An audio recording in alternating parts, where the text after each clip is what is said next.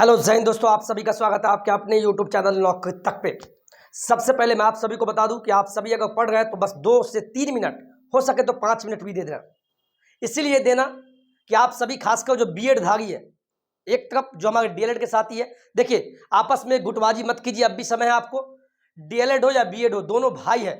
आप भारतीय राष्ट्रीय आंदोलन भी पढ़ रहे हैं, उस समय क्या हुआ था? मुस्लिम लीग ने अलग निर्वाचन क्षेत्र का मांग करने लगा कि हमको अपना अलग मुस्लिम क्षेत्र दे दो, इधर अलग हो जाए कांग्रेस पार्टी। बहुत सारी गरम दल नरम दल क्या क्या हुआ, आज़ादी होने में लेट हो गया। और आप समझदार हैं, भारतीय राष्ट्रीय आंदोलन पढ़ गए आप लोग। तो डीएलएड और बीएड के मामला को लेके आपस में हमारे जितने भी बिहारी भाई है या अदर स्टेट की, आप लोग आपस में मत झगड़िए। मैं कमेंट भी देख रहा हूँ आप सभी का, ये आपके हाथ में नहीं है। सबसे पहले मैं आदरणीय जो माननीय सुप्रीम कोर्ट है, मैं उसका आदर करता हूँ, क्योंकि देश में इससे बढ़ के कुछ नहीं है। एक न्यायपालिका, एक संस्था है, तो इसीलिए इनका सम्मान कीजिए और हम भी सम्मान करते हैं। कोई यूट्यूबर भी हो या कोई हो, कोई आपको गलत राय या गलत कुछ नहीं बताता है, आपको न्यूज ही बताएगा, लेकिन सही तरीके से। सबसे पहले मुद्दा आता अब क्या होगा, क्योंकि बीएड वर्सेस बीटीसी का जो मामला है, यानी बीटीसी का है तो बिहार में डीएलएड वाले जो हमारे साथी हैं, और एक तरफ बीपीएससी बिहार शिक्षक बहाली होने को है। क्या टल सकती है बीपीएससी बिहार शिक्षक बहाली? आपके मन में दुविधा का प्रश्न है ये, क्योंकि सुप्रीम कोर्ट का आदेश आ गया, अध्यादेश आ गया।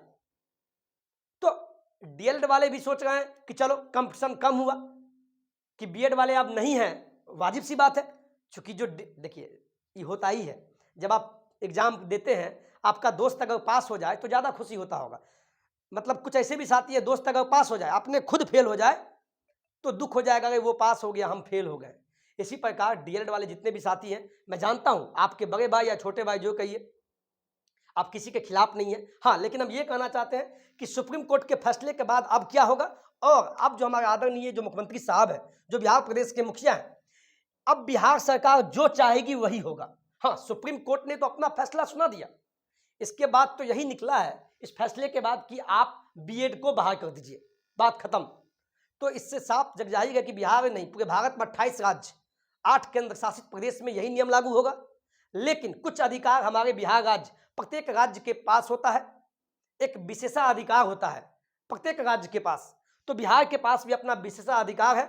अगर बिहार सरकार चाहेगी तो इस अधिकार का उपयोग करके आप बीएड धारी को बचा सकती है। और मैं अब भी बोल रहा हूं कि बिल्कुल बहाली नहीं टलेगा, आप सभी पढ़ाई में लगे रहिए।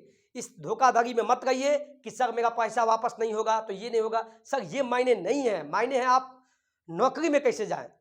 तो आप लोग एक ही मांग हो कि बीएड को भी शामिल रखें और हम सभी को बहाल करें, सब एकजुट होकर पढ़ाई में लगे रहिए।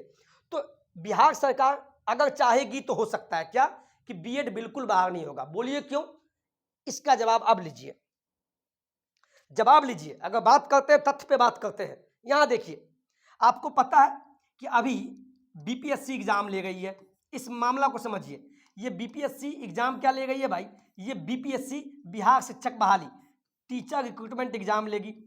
इस एग्जाम में ऐसा पहली बार हुआ है, खासकर पूरे भारत में पहली बार बिहार राज्य में, कि अगर कोई अभ्यर्थी सीटेट नहीं भी पास है, सीटेट हो या डीएलएड हो या बीएड हो, यानी अपयगिंग वाले, यानी जो भी सेकेंड ईयर में है, बीएड हो या डीएलएड हो सेकेंड ईयर, या सीटेट का जो 20 को जो अपयगिंग में है, उन सभी को मौका दे दिया गया। ये कैसे संभव हुआ? ये बिहार सरकार अपना विशेषाधिकार यूज करके। उसी प्रकार अगर बिहार सरकार अगर कोर्ट में हवाला देती है, अगर ऐसा मामला होगा, चूंकि अब कोर्ट केस होना तो तय है, चूंकि बीएड वाले, बिहार के बीएड अभ्यर्थी अगर ऐसा उल्टा सीधा हुआ तो बीएड वाले बिल्कुल केस करेंगे।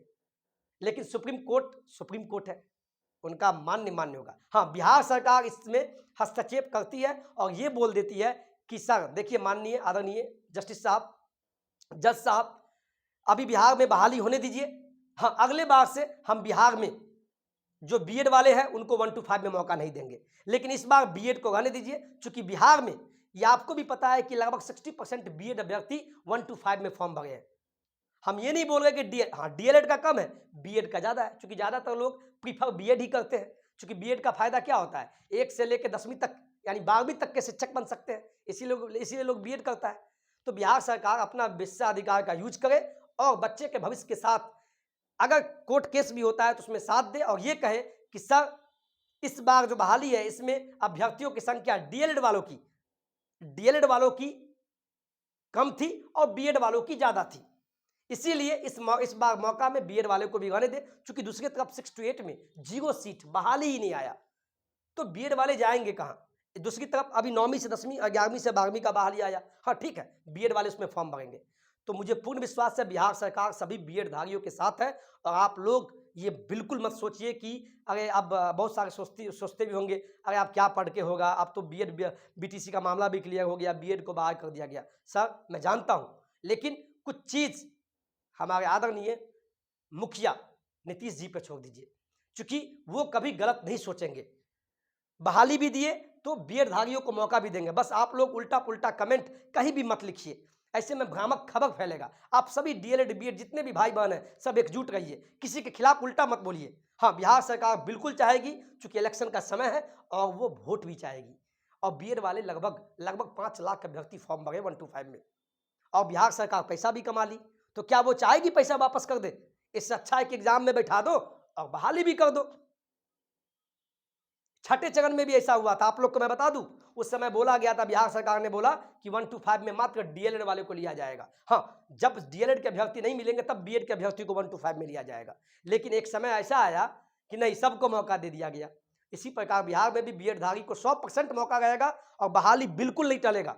देखिए भविष्य में क्या होता है, ये मैं भविष्यवक्ता नहीं हूँ, लेकिन मैं पॉजिटिव बात आपको बोल रहा हूँ। एक बात अंतिम में कि आप लोग पढ़ाई कीजिए सर, प्लीज। मात्र 12 से 13 दिन बचा है सर, और आपकी सफलता ही हमारा पहला प्रयास होगा, क्योंकि आपके माता पिता के चेहरा पे जो खुशी होगा उस खुशी को आप ही बयान करेंगे, मैं भी नहीं बता पाऊंगा।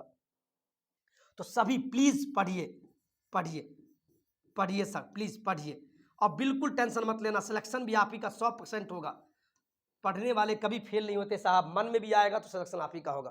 तो ये जो मैंने बताने का प्रयास किया, शायद आप लोग इसको समझे होंगे। क्या टल सकती है बीपीएससी बिहार शिक्षक बहाली? तो मुझे जहां तक लगता है बिल्कुल नहीं चलेगा। हाँ, अगर बिहार सरकार भी साथ नहीं दी तब केस हो जाएगा, ये मैं नहीं बोल रहा हूं, ये चूंकि बीएड वाले हैं तो बीएड वाले तो केस करेंगे।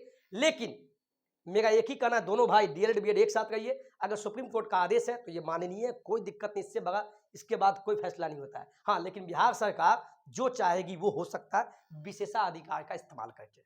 तो मुझे जहां तक लगता है ऊपर वाले पे विश्वास पे कि आप सभी बीएड धारी बिल्कुल एलिजिबल बिहार में भी इस बार के बहाली में रहेंगे। अगले बार का पता नहीं, इस बार पॉजिटिव लीजिए, एक सीट ले लीजिए, क्या पता अगले बार तो बीएड वाले को 1 to 5 में भी मौका नहीं मिलेगा, और 6 to 8 में तो है ही नहीं, सिटी का पता नहीं है। तो इस चीज को समझिए, कोई भी सूचना आपको देने का प्रयास करते हैं सटीक और सही जानकारी देते हैं। इस चीज को मैंने लिखता हूं, देखिए क्या बहाली फंस जाएगी क्या? 10 दिन का समय, बिल्कुल नहीं। आप इस सब चक्कर में नहीं गए, और डीएलएड वाले आप भी पढ़ते रहिए। ये नहीं समझिए कि बीएड वाले आप बाहर हो गए, बिल्कुल। ये भी डीएलएड वाले को मैं बोल रहा हूँ, आप भी ये नहीं सोचना। आप बस ये लेके चलना कि हम मेरा एक सीट लेना है, बस। मुझे कोई बीएड डीएलएड से मतलब नहीं है, मुझे एक सीट लेना है। और बीएड वाले को भी ये नहीं सोचना है कि मेरा होगा कि नहीं होगा, आपको भी एक सीट चाहिए, बात खत्म। ठीक है, वीडियो अच्छा लगा तो अपने दोस्तों के 20 लाइक से सब्सक्राइब कर दीजिएगा। इसी तरह प्यार देते रहिए। लव यू, जय हिंद, जय भारत।